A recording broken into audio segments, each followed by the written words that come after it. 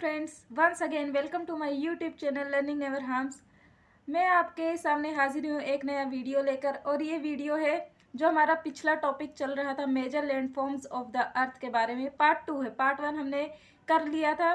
तो जिन लोगों ने नहीं देखा है वो देख सकते हैं पार्ट 1, ताकि आपको समझ में आ जाए हमने उसमें क्या किया था। तो ये पार्ट 2 जो है उसके आगे का है। तो इसमें हम क्या करने वाले हैं, पिछली वीडियो में मैं अगर आपको ब्रीफ में बताऊं कि हमने क्या किया था। हमने पढ़ा था प्लेन्स किसे कहते हैं, प्लेट्यूज क्या है और माउंटेन्स क्या होते हैं। तो हमने इन तीनों के बारे में चर्चा की थी और जाना था कि ये होते क्या है, इनमें डिफरेंस क्या होता है, इनकी इम्पोर्टेंस क्या है हमारे लाइफ में। इसके साथ साथ ही हमने देखा था कि जो माउंटेन्स है ये इनके टाइप्स देखे थे। जैसे हमारा वोल्केनिक माउंटेन हो गया, ब्लॉक माउंटेन हो गया, इन तीन तीन टाइप्स देखी थी हमने माउंटेन की। ठीक है, और हमने प्लेट्यूज पढ़े थे, प्लेन पढ़ा था, और इनको हमने मैप में भी देखा था कि इनकी लोकेशन क्या है, क्योंकि मैप देखने से अच्छे से याद हो जाता है। तो ये हमने किया था हमारी पिछली वीडियो में। अब आज की वीडियो में हम क्या करने वाले हैं, आज की वीडियो में हम चर्चा करेंगे कि डेल्टा किसे कहते हैं, ट्रिब्यूटरी क्या है, डिस्ट्रीब्यूटरी क्या है, इस्थमस किसे कहते हैं, स्टेट किसे कहते हैं, आइलैंड क्या होता है, इन सब के बारे में हम चर्चा करेंगे। इनके साथ साथ जो बाकी के हैं उनके बारे में भी हम इस वीडियो में देखेंगे। तो चलिए शुरू करते हैं हमारा आज का ये वीडियो। इससे पहले कि हम वीडियो शुरू करें, जैसे कि मैंने आपको पिछली बार भी कहा था, आप अपनी मोबाइल का फुल स्क्रीन ओपन कर लीजिए ताकि आपको इमेजेस जो है अच्छे से क्लियरली दिखाई दे और क्या लिखा है ये भी समझ में आए। तो आई होप आपने ओपन कर लिया होगा अपनी फ़ोन का फुल स्क्रीन। तो चलिए शुरू करते हैं। सबसे पहले हम देखते हैं कि हम क्या करने वाले हैं। तो मैं बात करूँ, सबसे पहले हम पढ़ेंगे स्थल संधि के बारे में। आप देख सकते हैं ये इस्थमस है, ये हमारा जल संधि हिंदी में, स्थल संधि हम हिंदी में कहते हैं। ये होता क्या है, a narrow piece of land with water on each side that joins two larger piece of land is called an isthmus. तो डेफिनेशन मैंने पढ़ ली, कुछ नहीं समझ में आया तो अब मैं आपको शॉर्टकट में मतलब आम लैंग्वेज में बताने की कोशिश करती हूँ इस्थमस क्या होता है। इस्थमस क्या है, नैरो पीस है जमीन का। ठीक है, क्या है, नैरो पीस ऑफ जमीन। नैरो का मतलब होता है संकरा, संकरा यानी कि बहुत तंग, जैसे बहुत पतली सी पट्टी जो होती है उसको हम कहते हैं नैरो। ठीक है, आप मान लीजिए ज़मीन का टुकड़ा एक ये रहा और एक ज़मीन का टुकड़ा ये है। ये दोनों क्या है, ज़मीन के टुकड़े, और आसपास क्या है, समुंदर है। क्या है, समुंदर। ठीक है, अब इन दोनों ज़मीन के टुकड़ों को एक पतली सी ज़मीन की पट्टी जोड़ रही है, इसी को हम क्या कहते हैं, इसी को हम कहते हैं इस्थमस। ठीक है, जब दो बड़े ज़मीन के टुकड़ों को एक छोटी सी ज़मीन की पट्टी जोड़ती है उसको हम कहते हैं इस्थमस। ठीक है, अगर मैं इसको आपको इमेज में दिखाऊं तो आप ये देख सकते हैं, यहाँ पर आपको इस्थमस दिखाई देगा। आप इसमें देखिए इस्थमस हमारा कहाँ है, ये है हमारा, एक मिनट कहाँ गया, ये है हमारा इस्थमस। ये देखिए एक ज़मीन का टुकड़ा ये है, दूसरा ज़मीन का टुकड़ा ये है। ठीक है, ये दोनों क्या है, ज़मीन के टुकड़े। अब इन दोनों को जोड़ने के लिए क्या है, इस्थमस दिखाई देगा आपको। ये जो पतली सी पट्टी दिखाई दे रही है आपको, जहाँ पे मैंने पिंक लाइन खींचा है, यहाँ पर आपको ग्रीन कलर की पट्टी दिखाई दे रही होगी, इसी को हम कहते हैं इस्थमस। अब ये तो होगी एक आर्टिफिशियल फ़ोटो है। ठीक है, अब अगर मैं रियल में बात करूँ कि इस्थमस कहाँ पर है, तो हम उसकी फ़ोटो देख लेते हैं कि वो कहाँ पर रियल में एग्जिस्ट करता है। तो यहाँ तो आप देखिए इसमें, ये है हमारा नॉर्थ अमेरिका एक कॉन्टिनेंट है, और ये हमारा साउथ अमेरिका ये दूसरा कॉन्टिनेंट है। हमारे टोटल 7 कॉन्टिनेंट्स हैं, हम जानते हैं उनका नाम, Asia, Europe, Africa, north America, south America, Australia and Antarctica. ये 7 हमारे कॉन्टिनेंट्स हैं। अब ये जो 2 कॉन्टिनेंट्स हमारा नॉर्थ अमेरिका और साउथ अमेरिका है, इन दोनों को जो स्ट्रेट जोड़ता, जो पतली सी ज़मीन की पट्टी जोड़ती है, ये पतली सी ज़मीन की पट्टी आपको दिख रही है, इसी को क्या कहते हैं, हम इस्थमस कहते हैं। तो आई होप आपको क्लियर हो गया इस्थमस क्या होता है। अब हम हमारे अगले टाइप की ओर बढ़ते हैं, जो कि हमारा है स्ट्रेट। हम देखेंगे स्ट्रेट किसे कहते हैं। तो स्ट्रेट क्या होता है, स्ट्रेट क्या है, a narrow piece of sea that joins two large seas is called a strait. क्या, एक नैरो पीस है समुद्र का, नैरो मतलब जो बहुत ज़्यादा संकरा हो, तंग हो, उसे हम कहते हैं नैरो। ठीक है, जैसे मान लीजिए ये बहुत बड़ा समुंदर है, बहुत बड़ा समुद्र ये है। ठीक है, इन दोनों को जोड़ने के लिए बीच में इतना इतना संकरा सा, मतलब वो बहुत ही नैरो होता है, पतला होता है। इन बड़े समुद्रों को जोड़ने के लिए जो छोटा सा समुद्र होता है नैरो, उसी को हम कहते हैं स्ट्रेट। आई होप क्लियर हो गया। अब हम देखते हैं ये इमेज में कि ये होता कैसा है। आप इस इमेज में देखिए, आपको दिखाई देगा एक स्टेट आपका, ये है आपकी स्टेट की एग्जांपल, ठीक है। ये क्या है, एक समुद्र इस ओर है, दूसरा समुद्र इस ओर है। अब इस समुद्र और इस समुद्र को जोड़ने के लिए जो बीच में आपको पतला सा समुद्र दिखाई दे रहा है, नैरो, इसी को हम कहते हैं स्ट्रेट। अब इसकी अगर हम रियल एग्जांपल देखें तो रियल एग्जांपल में आप देख सकते हैं, इसमें आपको क्या दिखाई देगा, ये है हमारा कनाडा जो कि हमारे नॉर्थ अमेरिका का हिस्सा है, और ये है हमारा रशिया जो कि हमारे एशिया का हिस्सा है, ठीक है। एशिया यूरोप दोनों का हिस्सा है, बट ये वाला साइड जो है ये एशिया में आता है इसका, ठीक है। तो एक तरफ हमारा नॉर्थ अमेरिका कॉन्टिनेंट है, दूसरी ओर हमारा रशिया है, और ये है अलास्का वाला हिस्सा, ठीक है। अलास्का का ये वाला हिस्सा जो कि एक बहुत बड़ा क्या है, ज़मीन का टुकड़ा, दूसरा ज़मीन का टुकड़ा ये है। इसी तरह आप इस साइड देख सकते हैं आर्कटिक ओशन, क्या है, आर्कटिक ओशन, और इधर आपको दिखाई देगा बेरिंग सी, ठीक है। तो अब इन दोनों को जोड़ने के लिए, इस ओशन बहुत बड़ा पानी का स्रोत है, दूसरा बेरिंग सी, ये भी एक बहुत बड़ा पानी का स्रोत है। इन दोनों पानी के स्रोतों को, समुद्रों को जोड़ने के लिए आपको ये जो पतला सा समुद्र दिखाई दे रहा है, नैरो समुद्र दिखाई दे रहा है, इसी को हम कहते हैं स्ट्रेट, ठीक है। स्ट्रेट आपको क्लियर हो गया कि जब दो बहुत बड़े पानी के स्रोतों को जोड़ने के लिए बीच में एक छोटा सा समुद्र आ जाए या फिर नैरो समुद्र आ जाए, उसी को हम कहते हैं स्ट्रेट। अब ये हो गया हमारा। अब इसके आगे अगर हम बढ़ें तो देखते हैं कि इसका अगला टॉपिक है हमारा माउंटेन रेंज। क्या है हमारा, माउंटेन रेंज। अब माउंटेन रेंज होता क्या है, माउंटेन रेंज हम सबको पता है। मान लीजिए ये क्या है, माउंटेन। मैंने आपको बताया था कि जो हमारी ज़मीन से क्या हो, हाइट पर हो और एक पीक के फॉर्म में हो, उसको हम कहते हैं माउंटेन, ठीक है। अब माउंटेन रेंज क्या होता है, जब यही माउंटेन्स एक लाइंस में ऐसे ऐसे आते चले जाएं, ठीक है, एक क्या बना ले, लड़ी सी बना ले, इसी को हम कहते देते हैं माउंटेन रेंज। जब ये अकेला होता है तब ये माउंटेन होता है, जब बहुत सारे माउंटेन्स लाइन से जुड़ते चले जाते हैं तब उसको हम कहते हैं माउंटेन रेंज। अब इसकी एग्जांपल देखिए, आपको इसमें दिखाई देगा माउंटेन रेंज। ये देखिए, ये है माउंटेन, ये एक लाइन से क्या है, जुड़ते चले गए हैं, ठीक है। ये एक क्या बन जाएगा, माउंटेन रेंज की एग्जांपल हो जाएगी। अब हम अगर बात करें तो हमारा जो हिमालय है, आप इसमें देख रहे हैं हमारा इंडिया का जो ये वाला रीजन है, ठीक है, ये सिर्फ इंडिया में नहीं है। मैंने आपको पिछली वीडियो में भी बताया था ये किस किस कंट्रीज़ में है, 5 कंट्रीज़ में है, ठीक है। कौन कौन से हमारा है, चाइना, पाकिस्तान, इंडिया, नेपाल और भूटान, ये 5 कंट्रीज़ में ये माउंटेन रेंज फैला हुआ है।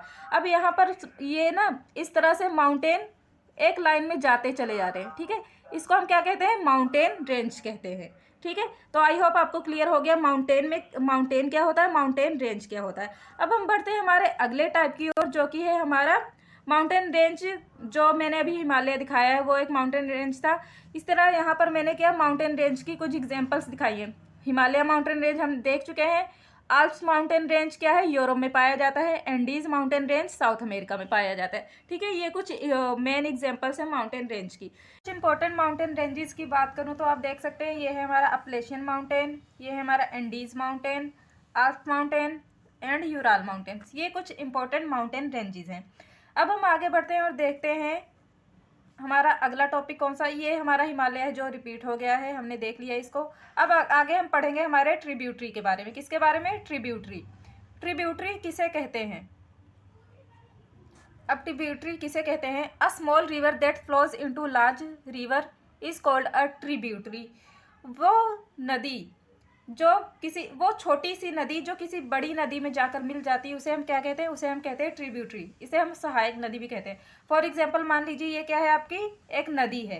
अब इसमें इधर से आकर कोई नदी मिल गई, इधर से आकर कोई नदी मिल गई, यहाँ से ये सारी नदी किस में मिल रही है, इस बड़ी सी रिवर में आकर मिल रही है, ये वाली रिवर में, ठीक है। इसी को हम क्या कहते हैं, इसी को हम कहते हैं ट्रिब्यूटरी। ये जो छोटी वाली नदियाँ हैं इसको हम कहते हैं ट्रिब्यूटरी, ठीक है।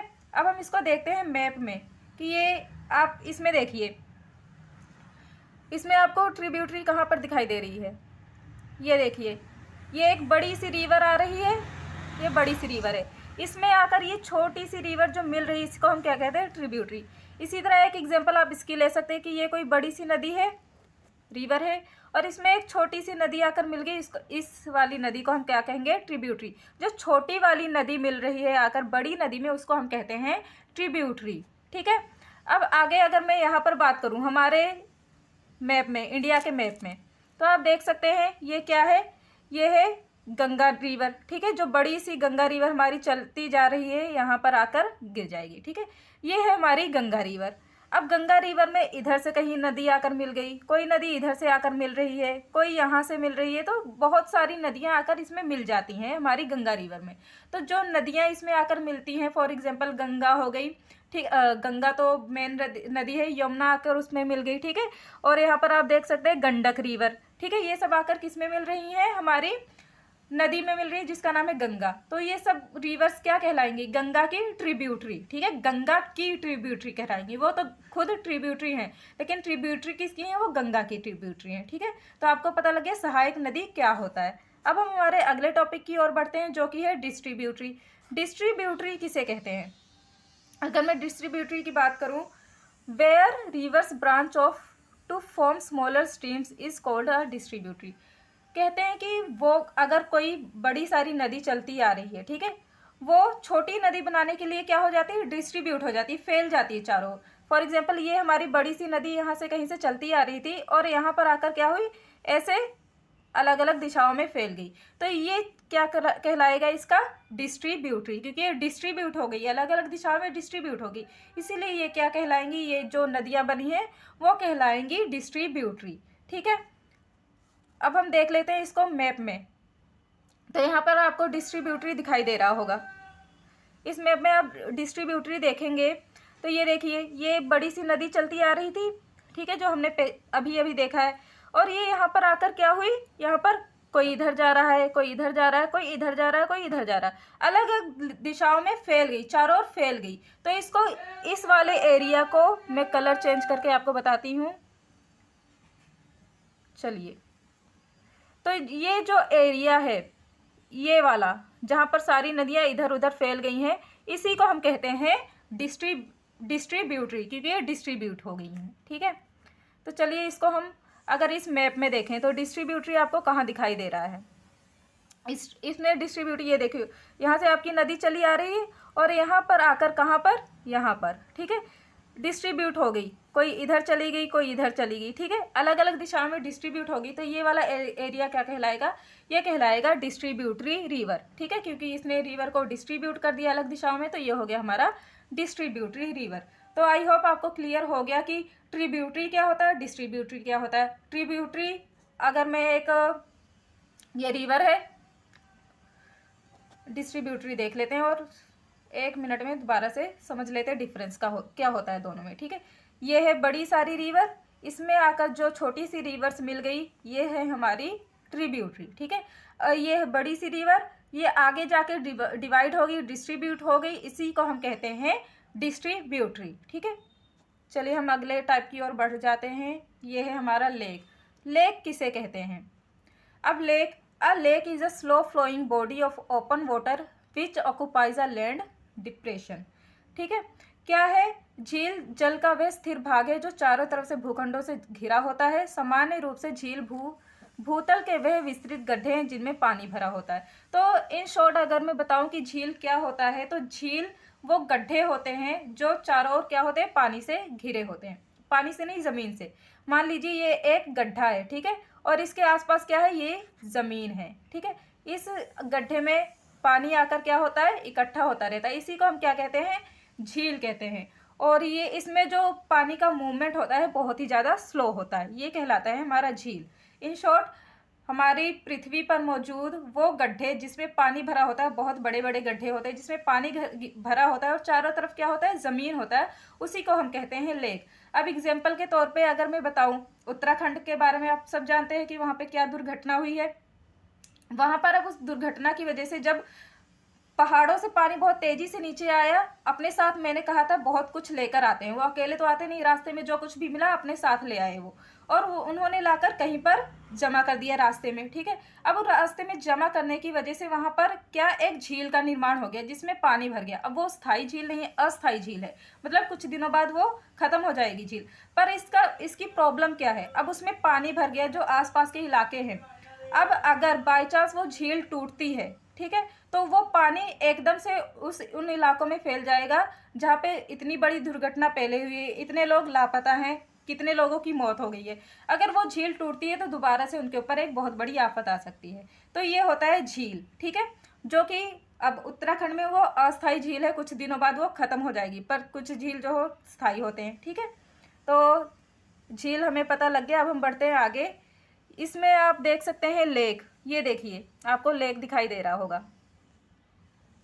इसमें आप देखिए ये है हमारा लेक, क्या है, आसपास चारों ओर क्या है, पानी से घिरा हुआ है। अब इसमें कोई छोटी सी नदी आकर अपना पानी डाल देती है और इसमें पानी भर जाता है इस गड्ढे में, इसी को हम कह देते हैं लेक। ठीक है, तो चलिए हम आगे बढ़ते हैं। हमारा अगला जो टाइप है वो है हिल। अब हिल क्या होता है, हिल की बात करें, हिल मतलब पहाड़ी। पहाड़ तो हम जानते थे पहाड़ क्या होता है, इस तरह से होता है और पीक के फॉर्म में होता है, इसको हम कहते हैं पहाड़ी, जो ज़मीन से हाइट पर होता है। अगर मैं हिल की बात करूं तो ये भी तो इसी पीक की फॉर्म में होता है और क्या होता है, ज़मीन से ऊंचा होता है। पर दोनों में फिर डिफरेंस क्या है, दोनों को हम पहाड़ क्यों नहीं कहते। अब हिल क्या होता है, हिल और पहाड़ी में जो मेन डिफरेंस है, हिल और पहाड़ी तो एक ही है, हिल और माउंटेन में जो मेन डिफरेंस है वो है हाइट का। ठीक है, ये देखने में बिल्कुल सेम होते हैं, ये है हमारा क्या, पहाड़, और ये है हमारी पहाड़ी। अब दोनों में डिफरेंस दिख रहा होगा आपको, जो हमारा पहाड़ होता है वो भी ज़मीन से ऊंचा होता है, हिल भी ज़मीन से ऊंची होती है। बट जो पहाड़ की ऊंचाई है, माउंटेन की ऊंचाई है, वो क्या होता है, वो ज़्यादा होता है हमारी हिल के मुकाबले। ठीक है, अब हिल की ऊंचाई क्या है, थोड़ी कम है। आमतौर पर जो माउंटेन्स होते हैं उनकी हाइट होती है 1000 से अबव होती है। ठीक है, उसको हम कहते हैं माउंटेन। अब अगर मैंने आपको बताया था कि अगर ज़मीन से ऊंचा हो, पीक की फॉर्म में हो, तो वो उसे हम क्या कहते हैं, माउंटेन कहते हैं। लेकिन अगर उसकी ऊंचाई 1000 से कम है, जनरली यही माना जाता है कि 1000 मीटर से कम है, तो उसको हम हिल कह देते हैं। क्यों, क्योंकि वो एक पीक के फॉर्म में होती है, पहाड़ की तरह होती है, इसलिए हम उसको पहाड़ी कह देते हैं, यानी कि हिल। ठीक है, आपको मेन डिफरेंस पता चल गया। एक बार मैं आपको और बता देती हूँ कि हिल क्या होता है। ठीक है, चलिए, ये है हमारा पहाड़ और ये है हमारी पहाड़ी। ठीक है, ये है पहाड़।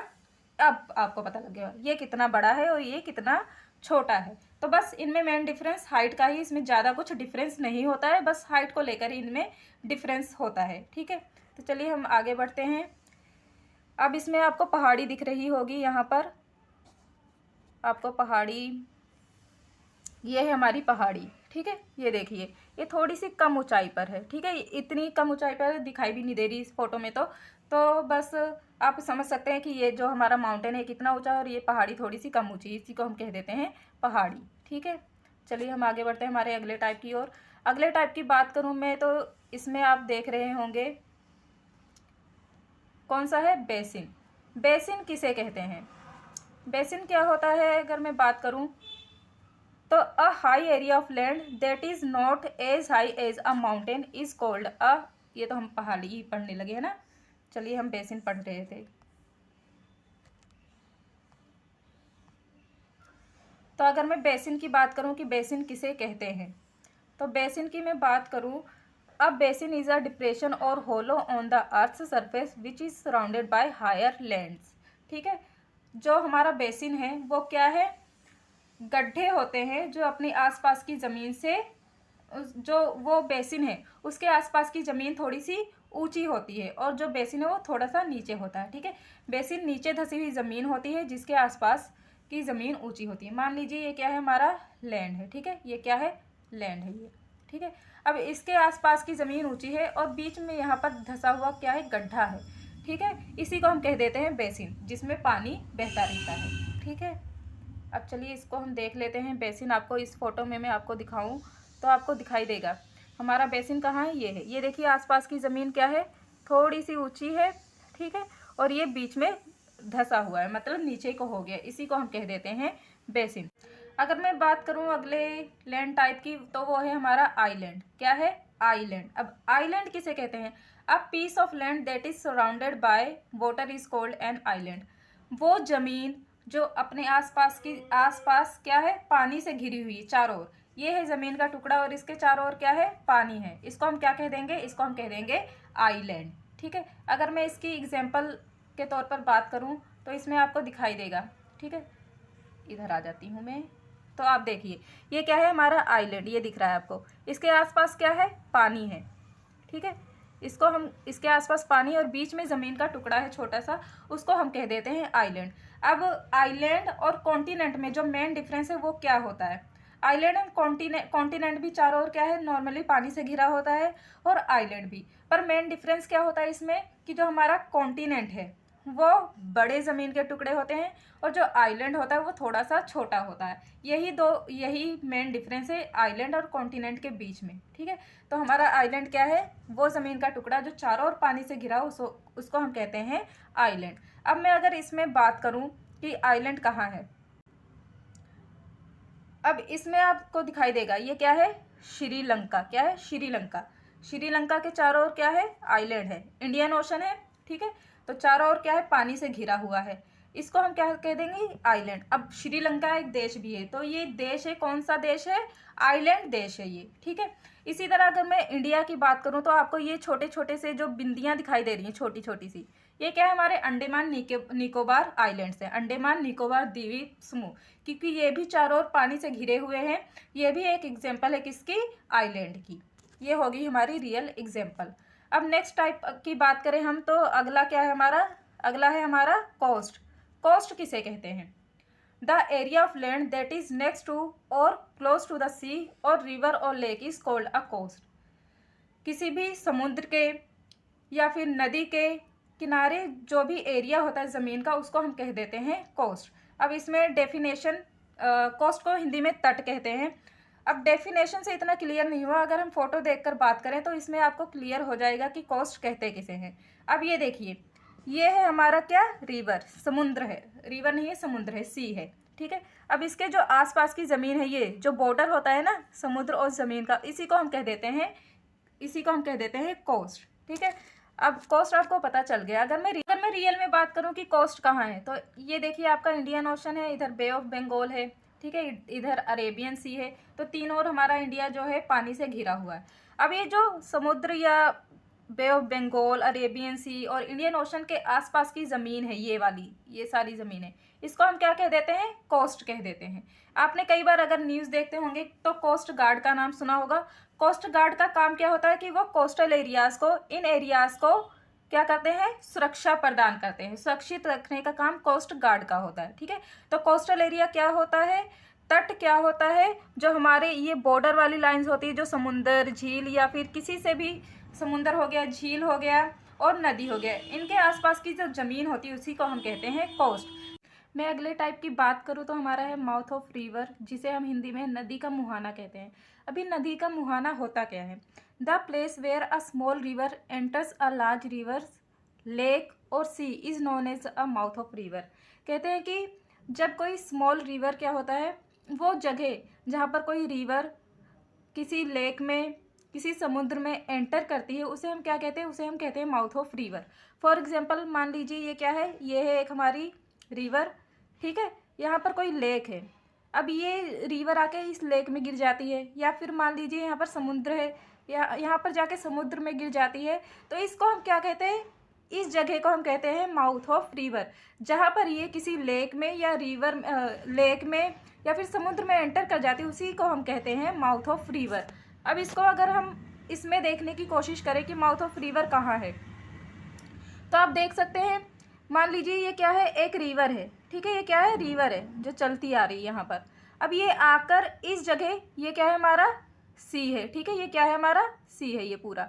ठीक है, अब यहाँ पर आके ये जो रिवर है कहाँ पर गिर रही है? इस समुद्र में गिर रही है। इसको हम क्या कह देंगे? इसको हम कह देंगे माउथ ऑफ रिवर। अभी अगर मैं इसको छोड़ो, अगर मैं यहाँ पर देखती हूँ, ये एक रिवर है, ठीक है, ये रिवर है और ये कहाँ पर आके गिर रही है, इस लेक में। तो इस जगह को भी हम क्या कह देंगे, माउथ ऑफ रिवर, जहाँ पर ये लेक या समुद्र में गिर रही है। तो I hope lake mouth of river आपको क्लियर हो गया है। अब हम नेक्स्ट टाइप की ओर बढ़ते हैं। अब इसमें देख लीजिए, यहाँ पर आपको दिखाई देगा ये कितनी सारी रिवर्स हैं, ठीक है, ये रिवर्स हैं। ये यहाँ पर आकर इधर से बे ऑफ बंगाल में गिर रही है, कहीं कोई यहाँ से गिर रही है तो कोई यहाँ से गिर रही है। तो ये दोनों जगह जहाँ से ये इस बे ऑफ बंगाल में गिर रही हैं उसी को हम कह देंगे माउथ ऑफ रिवर, ठीक है।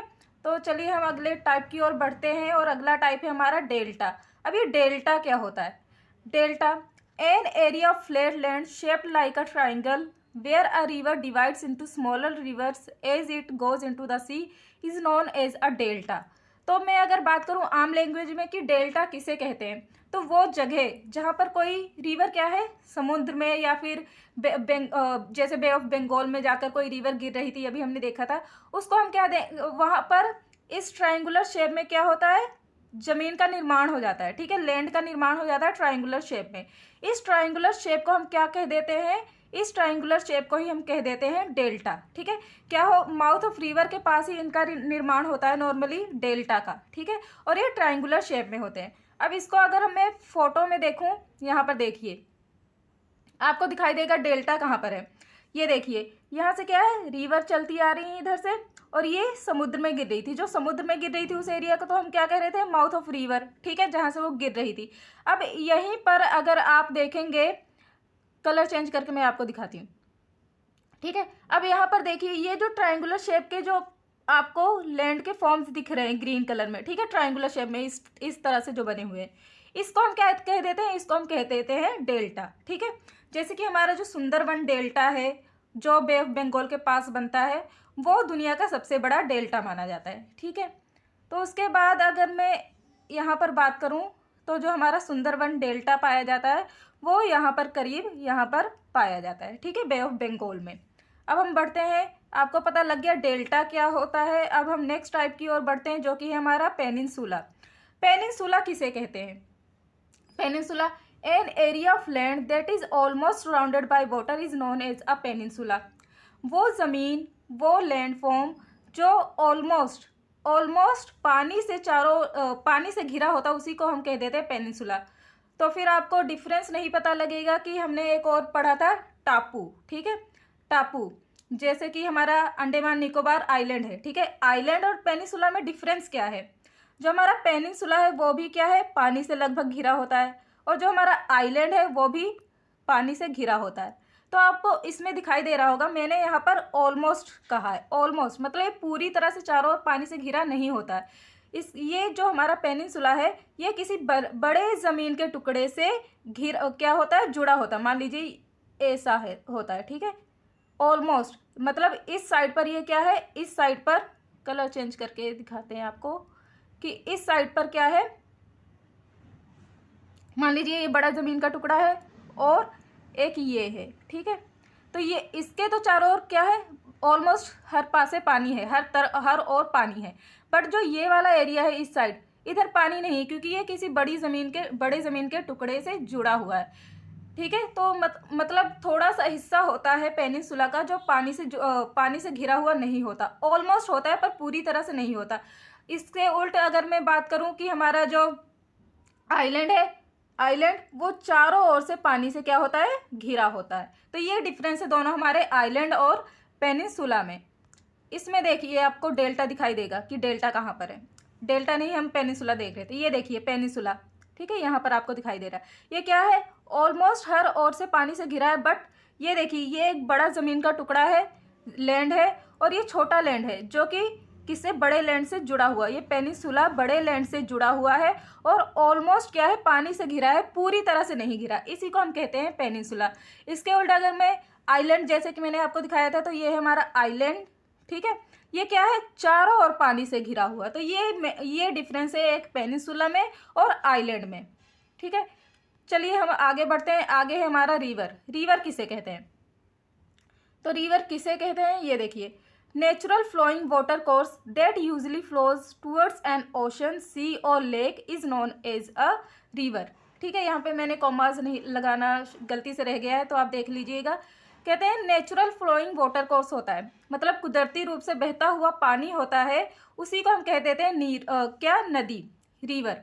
अब इसका स्रोत कहाँ से होता है, ये निकलता कहाँ है, ओरिजिन कौन सा होता है इसका, तो इसका ओरिजिन होता है हिमनदी। हिमनदी मैंने आपको बताया था स्टोर हाउस ऑफ वाटर, जो कि ऊंचे ऊंचे पहाड़ों पर जो बर्फ जमा होता है, वो बर्फ जब पिघलता है तो क्या बहता हुआ पानी का रूप धारण कर लेता है, उसी को हम कहते हैं नदी। ठीक है, तो इसका एक स्रोत क्या हो गया, हिमनदी हो गया। ठीक है, दूसरा हो गया बहुत ऊंचे ऊंचे, जैसे कि मैंने आपको बताया था कि जो हमारे प्लेट्यूज होते हैं, पठार होते हैं, वहाँ से बहुत कई बार क्या झरने गिरते होते हैं। ठीक है, वो झरनों का पानी भी क्या नदी के रूप में आगे बढ़ता रहता है, जलधारा हो गया। ठीक है, तो इस तरह जो हमारा रिवर है एक नेचुरल कोर्स होता है, मतलब कुदरती रूप से उसको पानी मिलता है। कहाँ से, या तो हिम नदी से मिलता है, जो पहाड़ों पे ऊंचे ऊंचे ग्लेशियर्स होते हैं वो पिघलते हैं तो पानी मिलता है, या फिर जो झील होता है वहाँ से जो पानी गिर रहा होता है वो होता है। ठीक है, तो रिवर का पानी हमें हिम नदी से और झीलों से, इन दोनों जगह से मिल जाता है। अब यार तीसरा कोर्स हो सकता है इसका बारिश, क्योंकि जब बारिश होती है, रेन होता है, तब भी पानी पानी क्या होता है, नदी का रूप धारण करके बहती है।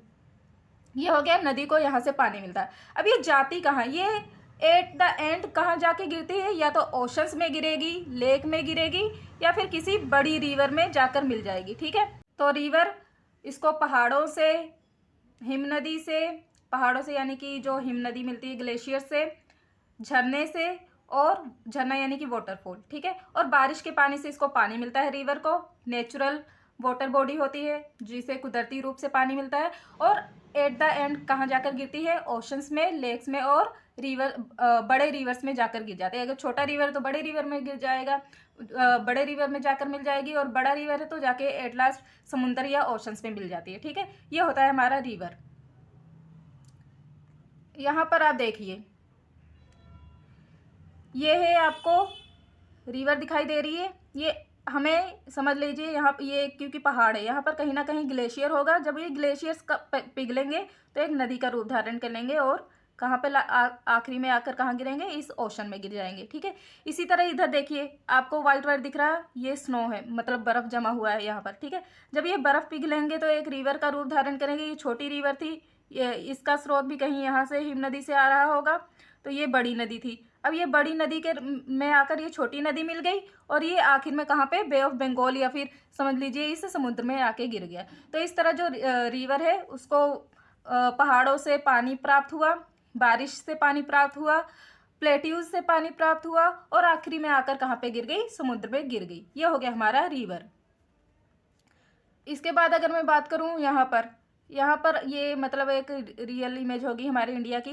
ये यहाँ पर आपको देखिए, ये बड़ा सा नदी है। ठीक है, यहाँ पर हमें पता है हिमालयन माउंटेन रेंज है, हिमालय माउंटेन रेंज यानी कि बहुत सारे माउंटेन्स की एक लड़ी है। ठीक है, अब माउंटेन है, यहाँ पर दुनिया की सबसे ऊंची चोटी पाई जाती है माउंटेन रेंज में, हिमालय पर्वत। ठीक है, तो यहाँ से अगर ऊंचा है मतलब यहाँ पर बर्फ़ भी होता ही होगा। ठीक है, जब वो बर्फ़ पिघलेंगे तो क्या होगा, नदियों को पानी मिलेगा, ये नदियाँ आएंगी और आखिरी में बे ऑफ बंगाल में जाकर गिर जाएंगी। ये है हमारा रिवर। नेक्स्ट हम बात करें तो हमारा टॉपिक ख़त्म हो गया। मैं आपके लिए कुछ क्वेश्चंस लेके आई हूँ।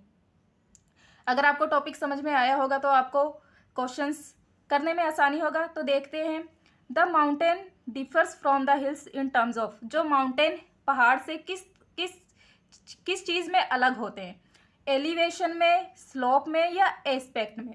इन तीनों में से क्या रीज़न है कि एक माउंटेन और हिल एक दूसरे अलग होता है। सेकेंड क्वेश्चन है हमारा, glaciers are found in, glaciers कहाँ पे मिलते हैं, माउंटेन्स पे, प्लेन्स पे, या फिर प्लेट्यूज पे। थर्ड क्वेश्चन है, the Deccan plateau is located in, Deccan plateau कहाँ पे है, केन्या में, ऑस्ट्रेलिया में, या इंडिया में। ये मेरा जो पहला वीडियो था मैंने वहाँ से ये क्वेश्चन डाला है, आपने पहला वीडियो देखा होगा तो आपको पता होगा। The river Yangtse flows in, कहाँ पे बहती है Yangtse river, south America, Australia, या चाइना। अगला क्वेश्चन है, an important mountain range of Europe is, Europe का इम्पोर्टेंट माउंटेन रेंज कौन सा है, एंडीज, आप्स, या फिर यहाँ पर देख लेते हैं क्या है, रॉकीज। तो इनमें से कौन सा यूरोप का माउंटेन रेंज है, आपको ये बताना है। मैंने हिंदी मीडियम वालों के लिए भी क्वेश्चंस लाई हूँ, आप देख सकते हैं। तो क्योंकि हमने टॉपिक अच्छे से पढ़ा है, मुझे यकीन है कि आपको इसका आंसर भी पता होगा। आंसर पता है तो नीचे कमेंट बॉक्स में लिख दीजिएगा, ताकि मुझे भी पता लगे आपको टॉपिक समझ में आया है। तो इस तरह हमारा जो टॉपिक है वो ख़त्म होता है। अगर आपको ये वीडियो अच्छी लगी हो तो मेरे चैनल को सब्सक्राइब कर लीजिएगा और शेयर भी कर दीजिएगा, ताकि लोगों को भी इसके बारे में पता चल सके, और लाइक भी कर दीजिएगा। साथ ही साथ सब्सक्राइब करने के साथ साथ आप बेल आइकन को भी दबाइए, ताकि जब मैं नई वीडियोस अपलोड करूं तो उसका नोटिफिकेशन आपको मिल सके। और साथ ही साथ अगर आप चाहते हैं, क्योंकि बहुत लोगों के पास कंप्यूटर नहीं होता और उन्हें लगता है कि जब तक वो कंप्यूटर नहीं होगा कुछ कर नहीं सकते, तो मेरा एक और यूट्यूब चैनल है जहाँ पर मोबाइल से किस तरह हम काम कर सकते हैं, प्रेजेंटेशंस वगैरह बना सकते हैं, ये सब मैं आपको सिखाती हूँ एक और नए यूट्यूब चैनल पे। तो अगर आप सीखना चाहते हैं तो आप उस यूट्यूब चैनल को भी डाउनलोड नहीं, सब्सक्राइब कर सकते हैं।